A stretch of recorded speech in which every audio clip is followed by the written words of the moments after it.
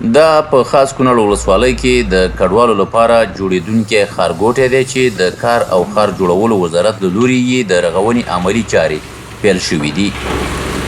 دې ولایت ته له پاکستانه راستانه شوي افغانان وایي د دې ښارګوټي جوړولو ته ځکه خوښ دي چې په خپله خاوره به د خپل کور او خوشحاله ژوند څښتنان شي. ښارګوټي باندې چې کار روان دی دې ته موږ ډېر خوشحاله یو ځکه چې زموږ د ولسوالۍ ولایت کې داسې خلک شته چې د سرپناه ځای نه لري، اوس هم په خیمو کې ژوند کوي. مهاجر چې سرپناه نه لري انشاءالله هغې کې موږ له ښارګوټي کې نمره راکوي، نو هغې ته موږ ډېر خوشحاله یو. زما په خپله سرپناه ځای نشته دی، نه مې ځمکه شته دی.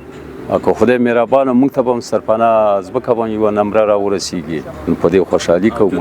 موږ ته ډېر راضي دي دې مشرانو له د شل کلن او د وروسانو د وخت مهاجر دي هلته پراته وو، دغه خلکو په زور باندې دغه ځای نه راایستې دي، نو د دې اوس ضرورت دی چې د دې لپاره دلته ځوان مثال دا ښارګوټي آباد شي او په دې ښارګوټي باندې موږ ډېر زیات خوشحاله یو دې خلکو. په 304 جریبه ځمکه کې دا ښارګوټی د 382 کورنیو د استوګنې لپاره جوړیږي چې دا مهال د سړکونو جوړېدو چارې تر یو بریده رسېدلې دي. د سړکونو چارې ډېر ښه په چټکۍ باندې روان دي الحمدلله، چې څه وخت مخکې د هغې افتتاح شوې، اوس عملا چارې په جریان کې دي چې د هغې سره یو د اوبو د څاه د هغې کار هم تقریبا نهایي شوی دی، چې څه وخت بعد به د نمرو د توزیع پروسه هم پیل کوو انشاءالله، او په هغې باندې به کار کوو. د پروژه کې موږ 3 قسمه سړکونه لرو چې یو یې په 20 متره عرض دي او بل چې دی 15 متره عرض او بل 12 متره عرض باندې دي.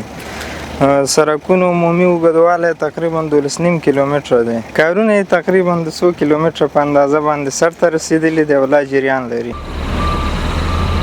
کونړ کې د کور او ښار جوړولو ادارې مسؤلین وایي د ښارګوټي په رغونه جدي کار کوي او ډېر ژر به د راستانه شوو افغانانو د استوګنې جوګه شي.